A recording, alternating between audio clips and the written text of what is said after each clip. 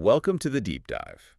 Today, we're getting into the career of Chris Brown, someone with massive talent, obviously, but also a career just full of controversy. Definitely. He's a really complex figure in music today. You have this undeniable talent, but then you have actions that, well, you just can't ignore. It makes you ask some tough questions. Absolutely. So our goal today is to sort of unpack that, look at his music, the big moments, good and bad, that shaped who he is publicly, and, get into that debate about his legacy.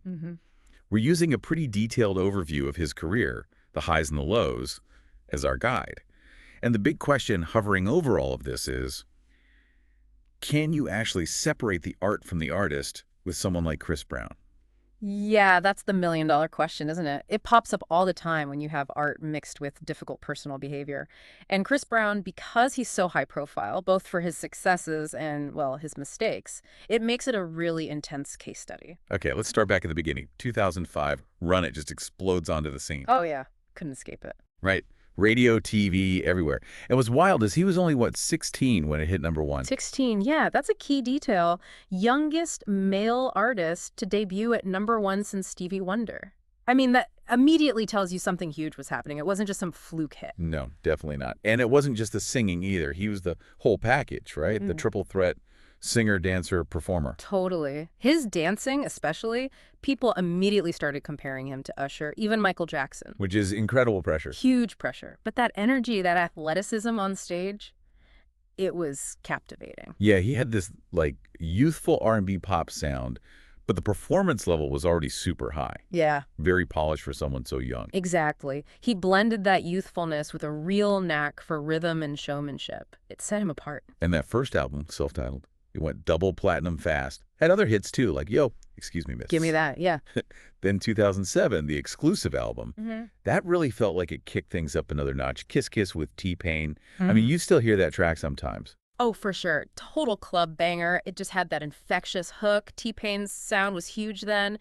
It perfectly captured that moment. It really did. And then there was Forever, which started as this big, earnest wedding song. Right. Very popular for first dances and stuff. But then it got completely taken over by that meme from The Office, the awkward dancing down the aisle. Yeah. Yeah. It's funny how culture just grabs a song and runs with it in a totally different direction. Shows how music and, internet culture just mash together sometimes. It really does. So, okay, leading up to 2009, he's got Grammy wins, sold-out tours. He's even doing some acting. He was on fire. Seemed unstoppable, really. And then 2009, the assault on Rihanna. We have to address it. It's the elephant in the room. Yeah. There's no way around it. It was a massive turning point, changed everything about how people saw him, and it sparked a huge conversation about domestic violence, celebrity accountability. His whole image just shattered almost overnight. Absolutely. Sponsors dropped him like a hot potato. Radio stations pulled his music. The public backlash was intense. Huge reputational damage. It really felt, for many people, like that could have been the end of his career there. The consequences were severe, and it reflected, I think, a shift in society, maybe less tolerance for that kind of behavior from public figures. And yet, Yeah. he managed to come back, which is in itself pretty remarkable. 2011, the FAME album wins a Grammy. Right. So how did he do that? How do you rebuild after something so damaging? What allowed that comeback to happen? Well, it's probably a few things working together. First, you can't deny the talent. The singing, the dancing, the performance ability that didn't go away. Sure. Second, he clearly had and still has a very dedicated fan base that stuck by him. And third, well, the music industry itself. It's sensitive to public opinion, sure, but it's also about what sells. And sometimes there's a willingness to maybe not forgive, but to separate the business from the personal, perhaps. And he kept putting out hits like Look at Me Now, Beautiful People. Later on, Loyal. Those are massive songs. Huge. They dominated radio, clubs, whatever you think personally, you couldn't ignore those tracks. They showed he could still tap into the current sound, work with big names, and make commercially successful music. Adaptability, maybe? Keeping up with trends. Yeah, he showed he could evolve his sound, stay relevant within R&B and hip-hop. But it's fair to say the controversy never fully vanished, right? It always seems to linger there, just beneath the surface whenever he comes up. Definitely. That 2009 incident was just too significant. For a lot of people, it's permanently attached to his name, to his music. It makes it very hard for them to just separate the two? Which brings us right back to that core dilemma, the whole art versus artist thing with him. Because objectively, the talent is there, the vocal skill, the dancing. He's a gifted performer. Undeniably. Technically, he's incredibly skilled. His live shows often showcase that raw energy and ability. So the big question is, do the troubling parts of his personal story overshadow or even negate those artistic achievements?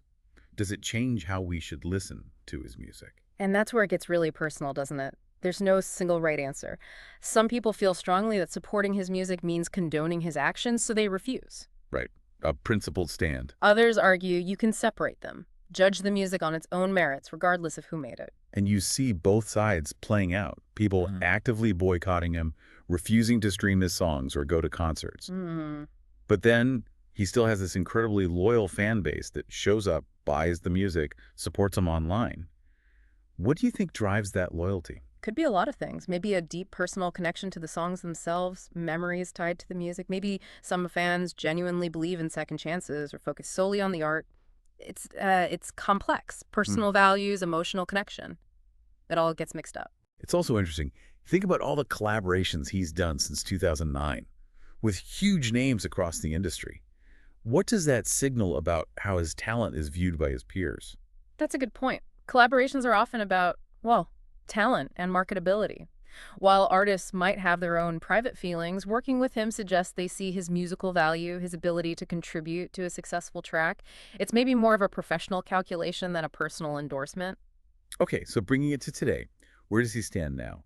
He's still releasing music, still charting, under the influence, had that huge viral moment on TikTok years after it came out. Right. That was fascinating. It showed how a song can sometimes take on a life of its own, totally separate from the artist's current narrative, especially with platforms like TikTok. It found a whole new audience organically. But realistically, can he ever completely shake off the shadow of 2009 and the other controversies? Is that even possible? Honestly, probably not completely. The Rihanna assault was just too public, too serious. It's baked into his story now. Time might soften things for some, but it's unlikely to ever be fully forgotten or separated from his public image. So when you boil it down, it seems like his sheer talent is the constant factor keeping him in the game. Love him or hate him, agree or disagree with listening to his music, his abilities are kind of the engine driving his continued presence. Yeah, I think that's fair. That talent is the foundation. It's what keeps generating interest and, frankly, keeps this whole debate going, even with all the baggage that comes with it. Okay. So as we wrap up this deep dive on Chris Brown, here's something for you, the listener, to think about. After hearing all this, the incredible talent, the start, the fall, the comeback, the ongoing controversies, what are your own reflections? How do you navigate this messy intersection of great art and deeply problematic behavior? What's the lasting impact for you of both his music and the shadows that follow him?